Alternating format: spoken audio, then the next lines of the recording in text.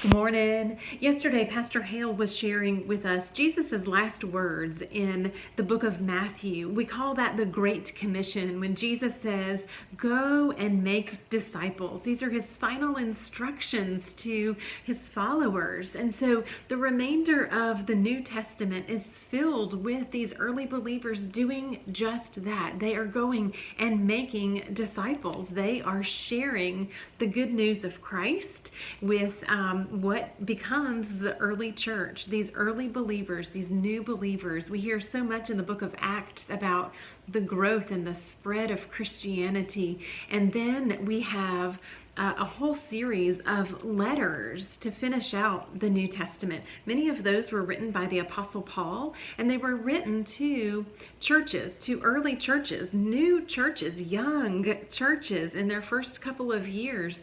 And Paul is addressing issues that some of these early churches were facing, because as an early church, as a young church with new believers, they didn't always have a solid footing, and so sometimes they needed a reminder of who they were to be and what they were called to do and to be. And so they dealt with challenges of their faith and understanding and what they believed.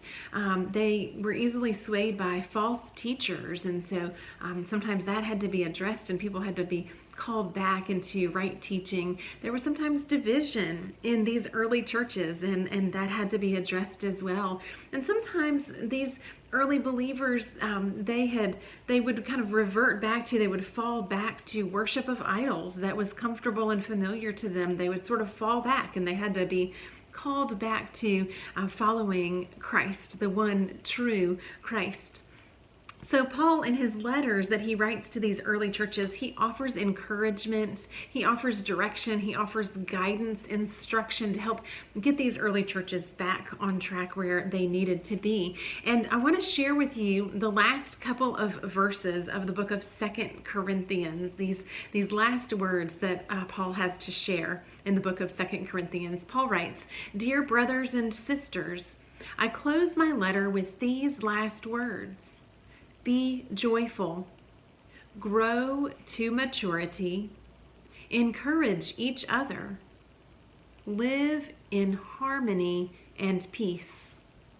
Then the God of love and peace will be with you."